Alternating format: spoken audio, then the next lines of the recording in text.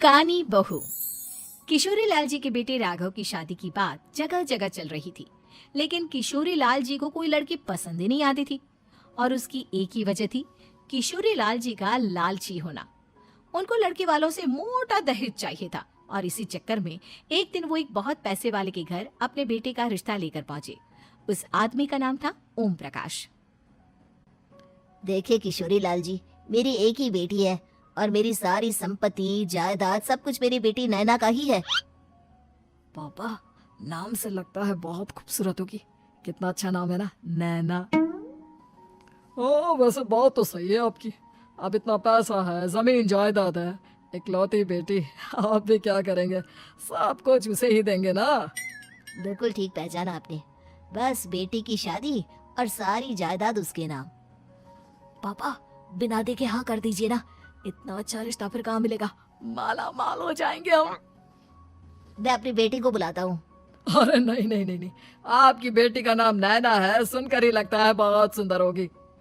रहने दीजिए अंकल, मैं तो आपकी बेटी के नाम से ही इतना खुश हो गया हूँ कि उसे बिना देखे शादी करने को तैयार हूँ। अब तो मैं उसका चेहरा सीधे शादी के बाद ही देखूंगा। और इस तरह राघव नैना का चेहरा नहीं देखता और उससे शादी कर लेता है। शादी के बाद अपनी सुहाग रात पर जब राघव नैना का घूंघट उठाकर देखता है तो नैना की आंखें बंद थी। कितने खूबसूरत हो तुम नैना, जरा अपनी आंखें खोलकर मेरी तरफ देखो तो सही। नहीं, मुझे शर्म आती है।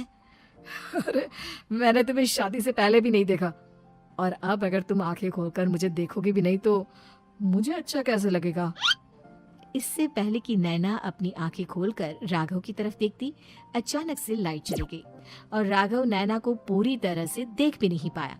अगली सुबह नैना राघव के लिए नाश्ता बनाकर लेकर आई। अरे ये क्या, आधा पराठा सेका हुआ है और आधा बिल्कुल कच्चा। ये तुमने क्या किया नैना? बहू, तुमने क्या आधा पराठा तवे से नीचे लटका कर रखा था, जो आधा सेका है और आधा कच्चा? मुझे जितना दिखेगा उतना ही तो सीखूंगी ना पापा जी। जहाँ जहाँ मुझे नजर आ रहा था वहाँ मैंने सीख लिया, जहाँ जहाँ नहीं दिखा वहाँ कच्चा रह गया होगा। इसका क्या मतलब है? ये कैसा मजाक कर रही है तुम? अरे बहू, तुमने इतना लंबा घूंघट क्यों लगाया हुआ है? देखो, हमारे घर में बहुओं को बेटी की तरह रखा जाता है, और फिर तुम तो इतना सारा माल लेकर आई हो।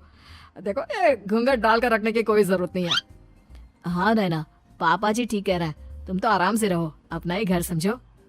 नैना अचानक से अपना घूंघट उठा लेती है।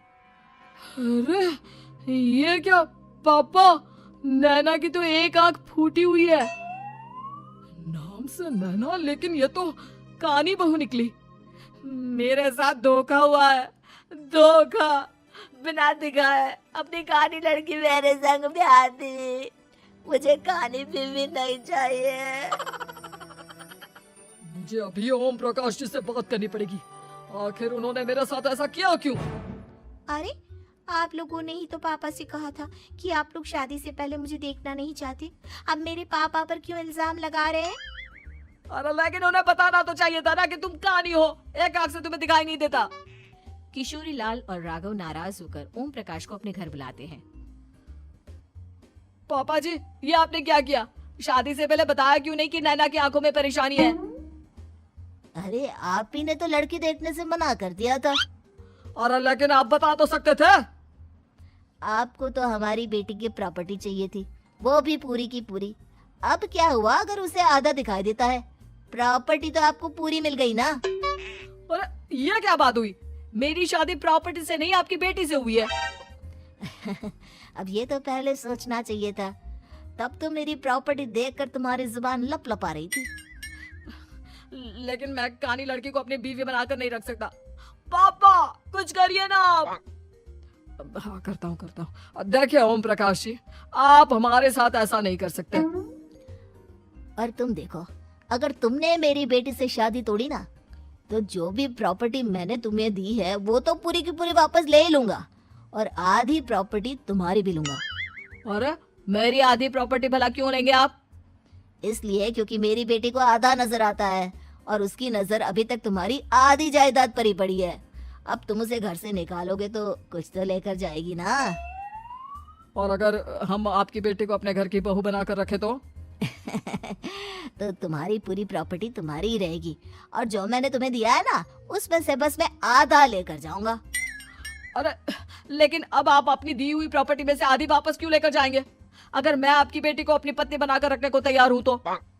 इसलिए ताकि भविष्य में अगर तुम मेरी बेटी को धोखा दो तो उसके पास कुछ तो रहे जो पति का हो।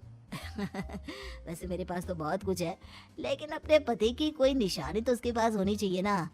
अब अगर तुमने मेरी बेटी को कहानी कहा तो तुम्हें प्रॉपर्टी भी कहानी ही मिलेगी, पूरी नहीं। जमाए राजा। किशोरी लाल और राघव समझ चुके थे कि वो बुरी तरह फंस चुके हैं और अब उनके पास वहां से निकलने का कोई चारा नहीं है। अब समझ में आया ना, लालच बुरी बला होती है। एक तो तुम्हें प्रॉपर्टी मिली, ऊपर से बीवी मिली, उसमें तुम्हें नखरे भी दिखाने हैं। आए बड़े, चुपचाप बैठो दोनों। कुछ दिनों के बाद नैना राघव की कार लेकर बाजार घूमने निकलती है और जब कार लेकर वापस आती है, ये क्या? एक तरफ से मेरी गाड़ी पूरी खराब हो चुकी है। लगता है तुमने मेरी गाड़ी को किसी दूसरी गाड़ी के साथ एक्सीडेंट किया है। अरे अरे, कितना बड़ा नुकसान कर दिया तुमने बहू। वो क्या है ना पापा जी, मुझे एक आंख से दिखाई नहीं दे रहा था, सामने से गाड़ी आ रही थी। मुझे तो सिर्फ आधा ही दिखाई दिया और वो गाड़ी मेरी कार से रगड़ते हुए निकल गई। अब मैं क्या करूं बताओ? आप इसे ठीक कराने के पैसे कौन देगा? तुम्हारे पापा। तुमने मुझसे इस तरह से बात की? अभी रुको। नैना राघव की शिकायत ओम प्रकाश को कर देती है। देखो राघव, अब जो मेरी आधी प्रॉपर्टी तुम्हारे पास थी ना उसमें से आधी और मैं लेकर जाऊंगा, क्योंकि तुमने मेरी बेटी को डांटा। अरे नहीं नहीं पापा जी, गलती हो गई, माफ कर दो। गलती की तो कोई गुंजाइश ही नहीं। अगली बार मेरी बेटी को डांटा तो बची हुई आधी में से आधी और ले जाऊंगा। लालच के चक्कर में हम दोनों ने बहुत बड़ी गलती कर दी बेटा। एक तो तुम्हें कानी बहू मिली और ऊपर से जो माल मिला वो भी काना। इस तरह राघव की हर एक गलती पर ओम प्रकाश उसकी प्रॉपर्टी का आधा आधा हिस्सा लेकर अपना सारा माल वापस ले गया और राघव को कानी बीवी से काम चलाना पड़ा। भाई लालच वाकई में बुरी बला है।